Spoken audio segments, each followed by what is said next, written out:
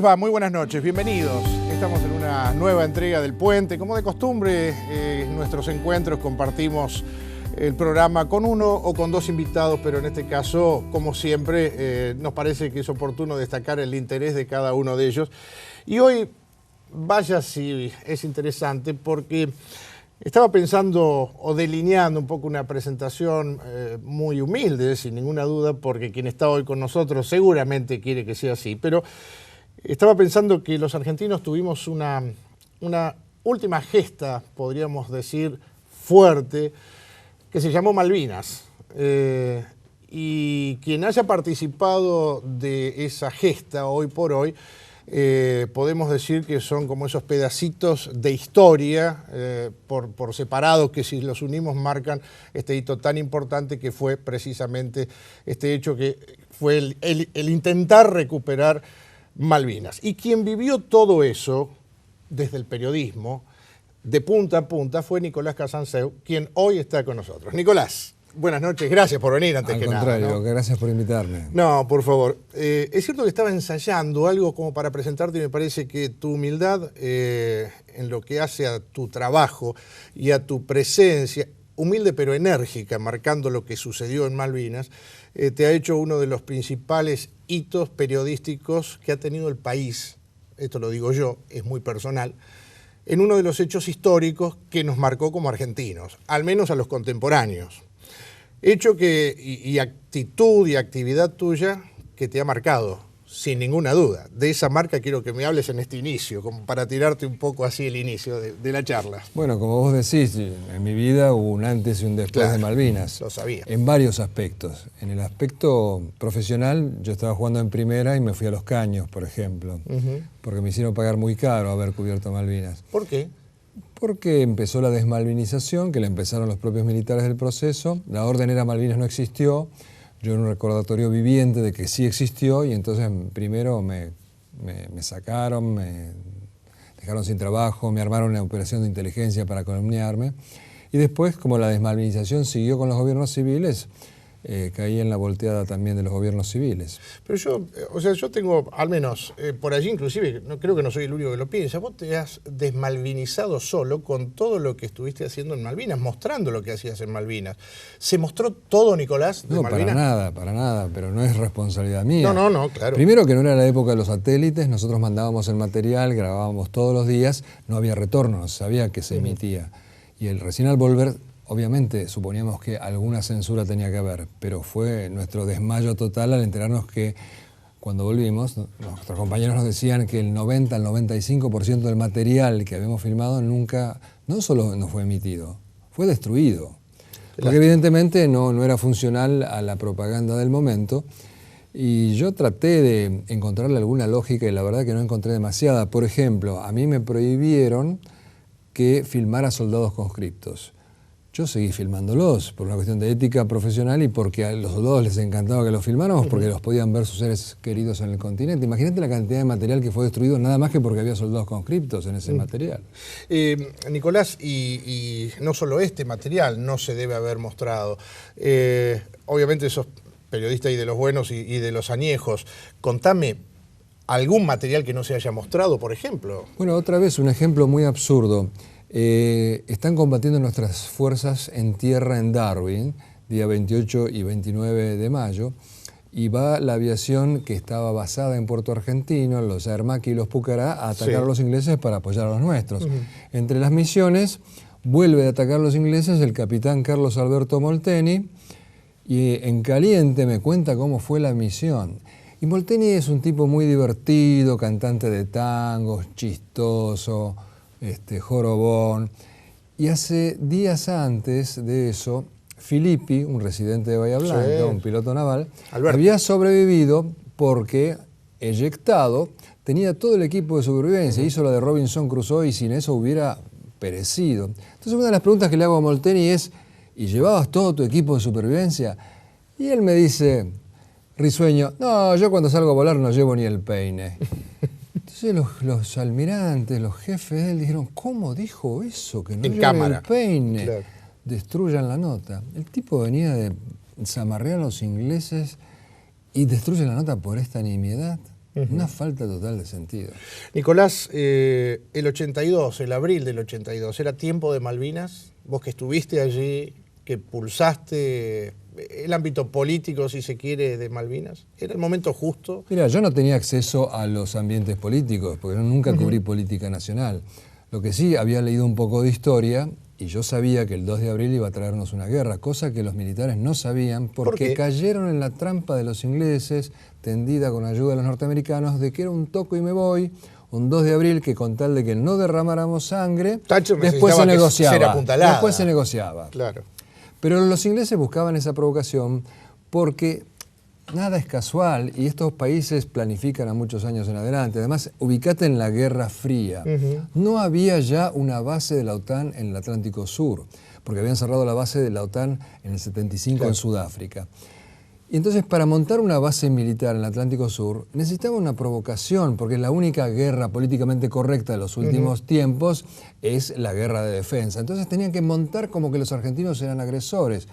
Le hacen el guiño a través de los norteamericanos a Galtieri de que hago un toco y me voy, después arreglamos, negociamos, que era la convicción de todos los altos mandos, y después, por supuesto, tuvieron servida en bandeja la excusa para mandar su flota, montar la fortaleza Falklands, empezar a bucear en el petróleo, controlar la riqueza pesquera, hacer la proyección a la Antártida, controlar el cruce transoceánico, que también es importante por si Panamá falla, y toda una serie de razones geopolíticas que hicieron que Inglaterra provocara la guerra y no nosotros como se nos ha querido vender. Nicolás, esto se desprende un poco que en ese toco y me voy que vos decías recién, en definitiva era llegar, ocupar y ¿qué? Negociar, después compartíamos el petróleo, arreglábamos. ¿Y qué pasó? Ese es el anzuelo que le tiraron a Galtieri. ¿Y qué pasó después? Después pasó... ¿Por qué el resto, no? Después pasó que como las masas argentinas del pueblo argentino en un 99% se lanzó a las calles a plebiscitar la recuperación en esas manifestaciones de gozo en Plaza de Mayo, haciendo muy clara la diferencia entre el gobierno del proceso y la causa nacional, porque escuchá a Galtieri en el balcón que cuando dice yo presidente lo silban y cuando dice les presentaremos batalla lo aplauden. La gente hacía finamente la diferencia entre las dos cosas y después no podían dar marcha atrás. Esto me lo dijo el sobrino del ministro de Defensa, Frugoli, a la sazón. Me contó que cuando Galtieri se da cuenta que cayó en una trampa, Estados Unidos no va a ser neutral, le dice al ministro de Defensa, saquemos las tropas de las islas. Y este le contesta, no podemos, la gente nos cuelga en Plaza de Mayo. Claro. Nunca quisieron ir a la guerra, no tenían el coraje de ir a la guerra ni siquiera contra la subversión por la manera ilegal e inmoral en que la llevaron, menos iban a tener el valor de combatir contra la OTAN. Cayeron en la trampa. Si no se entiende eso, no se entiende Malvinas. La sorpresa no fue el 2 de abril, porque los ingleses planificaron el 2 de abril de alguna manera. La sorpresa fue la aviación argentina. ¿Por qué? Porque diezmaron a la flota con aviones que tenían 30 años de antigüedad con respecto a las fragatas último modelo. Suplieron esa diferencia tecnológica con un coraje y un profesionalismo que vos te acordarás, asombró al mundo. Esa fue la sorpresa, no el 2 de abril. Eso le mezcló todas las cartas, a tal punto que estuvieron a punto de perder la guerra. Y no lo digo yo, lo dice el jefe de la flota inglesa, el almirante Woodward, que llevaba un diario. El día 13 de junio anota en su diario, después de enumerar todas las bajas que la aviación le había causado, decir que los buques no resisten más por el desgaste de alta mar, pone una frase que reza, si los argentinos pudieran soplarnos en este momento, nos caemos. ¿Qué día lo escribe? El 13 de junio, el día que Menéndez decide rendirse prematuramente.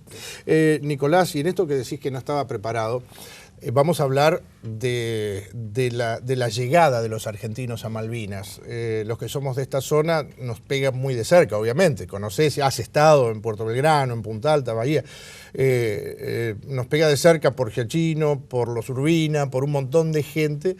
Pero a partir de ahí, ¿qué pasó después? Me refiero, comida, armamento. ¿Qué se vivió? ¿Cómo lo viviste? ¿Qué viste? Bueno, hubo de todo, como pasa generalmente en cualquier experiencia humana. Por empezar, la guerra es sinónimo de hambre. Vos no podés comer 3 comidas calientes por día cuando te están tirando. Seguro. Desde la flota más importante probablemente del mundo después de la de Estados Unidos. Pero hubo probablemente, yo diría con seguridad, más hambre de la que se hubiera podido evitar, por esta improvisación y desidia de nuestro generalato, que por ejemplo prohibió carnear las 300.000 ovejas que había en las islas. Eran castigados los soldados que de motu propio se carneaban una oveja. Armamento, hubo de todo. Nosotros teníamos los Exocet, que eran el último grito de la tecnología, teníamos el sistema de defensa con modificaciones propias, ¿no? Además, claro, desculado por nuestros científicos, ya que los franceses nos habían ocultado la manera de hacerlo.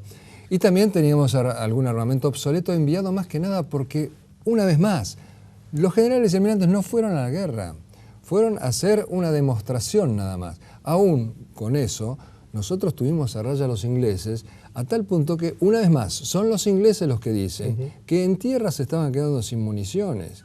Si los generales se hubieran jugado, si hubieran dado una orden de ataque o de contraataque, probablemente esa primera oleada inglesa hubiera retrocedido. Nicolás, pero en esto me quedo con el tema comida, porque es un tema que inclusive ronda hasta el día de hoy. Los muchachos, bueno, pasaron hambre, es cierto, pero estaban las provisiones, había por empezar 300.000 ovejas. Olvídate de llevarlas. Bueno, si vamos a eso de llevarlas, claro, porque una vez más volvemos a que no iban a la guerra. Porque si vos vas a la guerra, el 2 de abril ocupás Puerto Argentino y el 3, 4, 5 empezás a mandar barcos con provisiones, con armamento, con las placas para alargar la pista, que hubiera sido importantísimo, cosa que no se hizo porque estaban convencidos de que no iba a haber guerra. Ese es el tema. Pero de todas maneras, nombrás otra vez las 300.000 aunque ovejas. no hubieras hecho eso, ¿cómo no vas a carnear las 300.000 ovejas? ¿Cómo vas a impedirle a los soldados entrar a las tiendas de los kelpers bajo el pretexto de que no podemos desabastecer a los kelpers? Entonces los kelpers te importan mucho más que tus propios soldados. Fue así. ¿Qué pasó con los kelpers y los argentinos? ¿Qué viviste? Nos odiaban. ¿Has entrevistado a algunos? Sí, nos odiaban. Y no solo en entrevistas mías había kelpers que me decían: yo he sido militar y yo voy a combatir contra ustedes apenas tenga la primera oportunidad. Además ha salido ahora un video en Gran Bretaña hace poco tiempo donde habla de todas las operaciones de quinta columna, o sea, de apoyo a la flota británica que hacían los kelpers, con total anuencia del general Menéndez, que le había dejado sus radios, andaban armados, se comunicaban con la flota. El padre José Fernández, que era un hombre de Dios, obviamente nada sediento de sangre, fue a increparlo a Menéndez y decirle: usted tiene que fusilar a estos kelpers que se están comunicando con la escuadra porque nos están matando a nuestros soldados. Les dejó piedra libre. Una cosa absolutamente increíble ocurrió.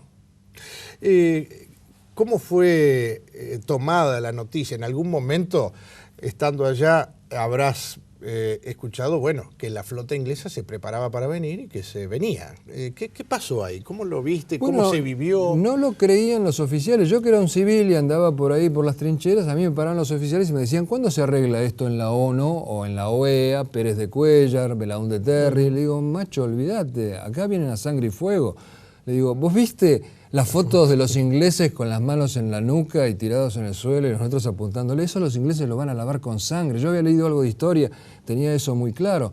No lo tenían claro los mandos. Entonces no se esperaba. Por eso toda esta improvisación, mandar un regimiento y no mandar los morteros, no mandar los aparatos de puntería de los morteros, porque era una demostración. Nadie quiso en ese momento ni pensó en que iba a haber una guerra en serio. Nicolás, obviamente llegaban noticias del continente, de todo lo que estaba pasando con los que estaban allí en la guerra, las colectas, los festivales, las donaciones, etcétera, etcétera. En abril todavía sí, en mayo ya con el bloqueo inglés casi nada. Y además las radios argentinas se escuchaban bastante mal. Las que entraban con muchísima claridad eran las uruguayas, claro. Radio Carve, etcétera, pero que servían a los objetivos de la propaganda inglesa. Por ejemplo, Radio Carve te decía: hoy los ingleses arrojaron sobre Puerto Argentino panfletos que decían... Mentira, porque si se hubieran bajado como para tirar panfletos, nuestra artillería los hubiera destruido. Pero el locutor uruguayo decía, y los panfletos decían lo siguiente, y te leía la proclama, que era otra manera de llegar al soldado argentino. En la proclama decían: soldado argentino, abandone esta absurda aventura, ¿te suena el término? Deje de pelear por esta loca aventura. Nosotros estamos 34 años después repitiendo palabras de la propaganda inglesa, porque 1 millón de veces he escuchado a periodistas y políticos argentinos decir que Malvinas fue una loca aventura. Pues bien, señores, están repitiendo una frase de la propaganda inglesa. Como tantas otras ideas fuerzas falaces, no son otra cosa que ideas fuerzas insufladas por la propaganda inglesa. Por ejemplo, el tema de que nosotros, gracias a que fue derrotada la Argentina, recuperamos la democracia. Una falacia que te repite todo el tiempo la gente que no se detiene un segundo a pensar. Que Inglaterra no podía ir a una guerra diciendo vamos a la guerra para recuperar nuestra colonia. Eso era políticamente inaceptable. Entonces decían, vamos a la guerra para luchar contra la dictadura argentina. Pero entonces, claro, ¿cómo fue eso? Contra la dictadura argentina, aliados a la dictadura de Pinochet, o Pinochet era demócrata. Bueno, y otra más te doy. Nosotros teníamos helicópteros ingleses Sea King, teníamos una especie de bazucas blowpipe ingleses, le tirábamos a los ingleses con bombas MK-17 inglesas, etcétera, etcétera. ¿Cómo teníamos armamento inglés? Porque la democrática Gran Bretaña le había vendido todo ese armamento al democrático general Videla. Así que basta con esta mentira de que gracias a la derrota argentina triunfó la democracia y le tenemos que agradecer a Margaret Thatcher eso. Nicolás, bueno, además Inglaterra en ese momento, vos me dirás si sí o no, pero estaba en juego toda la recomposición de buques, ¿no? Había una nueva doctrina militar. Que llegara a larga distancia. Exacto, había una doctrina militar nueva que decía que los buques grandes no servían. Claro. No eran más aptos, que había que tener submarinos misilísticos y lanchas rápidas. Claro. Y habían empezado a desguazar los buques grandes. Los dos portaaviones que después actuaron en Malvinas habían sido puestos en venta. Y el almirantazgo inglés, que siempre tuvo un poder económico, político y militar enorme, iba a perder esa influencia. Entonces, ¿qué mejor que una guerra a 14.000 kilómetros de distancia para demostrar que los buques grandes son necesarios? Claro. ¿Qué opinión te merece la respuesta, el eco en Latinoamérica de lo que fue Malvinas? Bueno, muchos países nos han apoyado, sobre todo la gente. En Bolivia se anotaron 10.000 veteranos. Perú, ni hablar, nos ofreció los aviones Mirage. Pero hasta fuera de España, en España se anotaban voluntarios. En Israel había un as de la aviación israelí que había entrenado a nuestros pilotos de Dagger. El Dagger es una modificación israelí del avión francés Mirage. Cuando se desata el conflicto, este hombre, se llama Shlomo Esser, se presenta voluntario para pelear con los argentinos de Israel, nada que ver con nosotros. Sí, sí. Y sin embargo, la nobleza de la causa enamoraba a toda esta gente. Ni hablar de los voluntarios argentinos, que también es algo que se ignora y se oculta. 200.000 civiles se anotaron de voluntarios, entre los cuales había pilotos civiles que ofrecían lanzarse contra la flota y estrellar sus aviones. Había paralíticos en silla de ruedas. Estaba un periodista que vos quizás te acuerdes, Manfred Schönfeld, columnista de la prensa, que viejo, obeso, enfermo, rogaba que lo dejaran ir a pelar papas para los soldados. 200.000 civiles, y no aprovechamos a ninguno de ellos. ¿Llegaban las donaciones, Nicolás, que se hacían acá? Chocolates, bufandas, etcétera, etcétera. Mira, hay que ubicarse en la situación. A ver. Había un bloqueo. Los que rompían el bloqueo, los que lo quebraban, eran los aviones Hércules de la Fuerza Aérea y Fokker de la Armada, que era toda una hazaña atravesar el cerco de la flota. Como los generales no habían llevado lo indispensable para la guerra, esos aviones llevaban lo indispensable, cañones, municiones, medicamentos, no podían llevar las bufandas, los chocolates, que quedaron todos en Comodoro Rivadavia, nunca fueron cruzados al continente. Lo que sí llevaban siempre, y eso fue muy importante, las cartas, las sacas de correo. Ajá. Hay una imagen tuya, creo que es, que a mí me chocó mucho, una carta que está pegada a una bomba o una mina, recordame, que vos comentás eso, ¿no? Contame alguna historia de estas. Bueno, esta historia es interesante porque justamente... El viento, así, ¿no? Después del ataque, obviamente las bombas habían esparcido todos los objetos de los combatientes a lo largo de toda la pista y había una carta adosada a una bomba beluga sin explotar. Entonces yo empecé a leerla hasta donde pude, porque no iba a sacar la carta para seguirla leyendo, que era una carta muy cariñosa, de unos parientes de un soldado que le hablaban con mucho afecto. Y de repente un golpe de viento arranca la carta y yo la corro, la puedo alcanzar y termino de leer el texto. Bueno, te cuento, la clase de historiadores que tenemos. El año pasado Felipe Piña dijo en un programa de televisión que eso de la carta me lo había armado un productor. Yo, por empezar, quisiera conocer al productor que se animara a quitar una carta de una bomba beluga sin explotar. Por un lado. Y por otro lado, señores historiadores, ya que se precian de serlo, sean un poco más serios. ¿Por qué eso es tan cuestionado? Porque mi discurso no tiene nada que ver con el discurso oficial. Yo voy a contracorriente, yo cuento la verdad, ojo, toda la verdad. Acá hubo una confluencia perversa de dos ocultamientos. Los militares del proceso quisieron tapar las miserias de la guerra y los gobiernos civiles posteriores sus grandezas. Entonces, en esa convergencia, el pueblo argentino no tiene noción de lo que pasó en la Argentina durante la guerra. Y yo cuento toda la verdad, yo no oculto las miserias. Yo soy el principal crítico de los generales y almirantes del proceso, sobre todo en el tema Malvinas, que es el que más conozco, pero también en el otro. Y molesta, yo soy una piedra en el zapato de los que quieren contar una historia sesgada, porque la desmalvinización que empezó con los militares al día siguiente de la caída de Puerto Argentino no es otra cosa que una forma de censura. Nos prohíben hablar de nuestros héroes. Durante 30 y pico de años, los 2 de abril, se habla de los estaqueos, del hambre, del frío, que sí existieron y son absolutamente repudiables, pero que no son la síntesis de la Guerra de Malvinas. La síntesis de la Guerra de Malvinas es, además de las miserias, los actos de heroísmo de nuestros combatientes, que le pelearon de igual a igual a soldados profesionales y que los mantuvieron a raya. Contame esto, no es que también gire alrededor de los temas en común, pero se habla de los estaqueos, estuviste allí, ¿por qué? ¿Qué pasó? Yo andaba entre los soldados, y te lo pueden confirmar muchos, entre otras cosas, no solo filmándolos, sino que acercándoles comida o cosas que me pedían, una linterna, un par de botas, una radio, lo que fuera. Una botella de whisky para celebrar un cumpleaños. Entonces yo andaba mucho entre los soldados conscriptos. Nunca vi nada, ni nunca me contó nadie nada. Después de la guerra sí, hablé con soldados conscriptos que me merecen mi entera confianza y sé que hubo estaqueos y merecen mi más absoluto repudio, pero me niego a decir lo que dicen grupitos que quieren presentarse como víctimas de dictadura, que fue la norma. No, imbéciles hay en todas partes, sádicos hay en todas partes, pero fue la excepción. Mira, hay una denuncia de violaciones a los derechos humanos en Malvinas que tiene entre 50 y 80 nombres de víctimas de esta práctica. En Malvinas hubo 10.000 soldados, es un porcentaje ínfimo. Entonces, condenando los estaqueos, pero de la manera más rotunda, yo hasta fusilaría a los que estaquearon a soldados que después tuvieron secuelas físicas a causa de eso, no podemos de ninguna manera poner los estaqueos como símbolo de la gesta de Malvinas, que es como hace este grupúsculo, que tiene un afán pecuniario. Este pequeño grupo quiere conseguir que los soldados de Malvinas, los orgullosos defensores de la patria, sean nombrados víctimas de la dictadura. ¿Para qué? Para cobrar el $250.000 de compensación que se le pagó a las víctimas de dictadura, como los guerrilleros, los familiares desaparecidos, los exiliados, etc.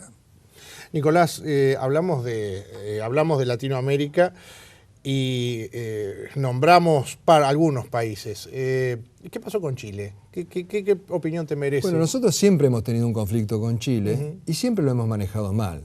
Hablemos de nuestra parte. En esos conflictos limítrofes con Chile del siglo XIX, ¿a quién aceptábamos nosotros como árbitro? A la corona inglesa. Obviamente siempre la corona inglesa fallaba en contra nuestro. O sea, ahí hubo una claudicación de la clase dirigente argentina que venía desde lejos.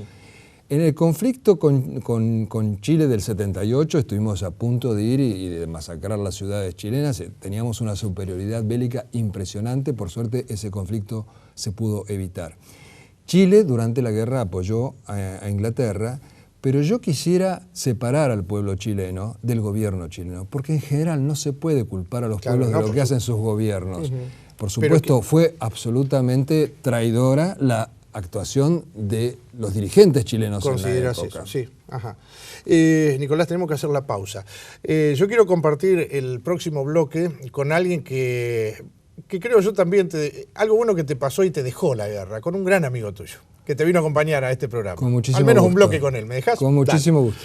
Pausa y ya volvemos.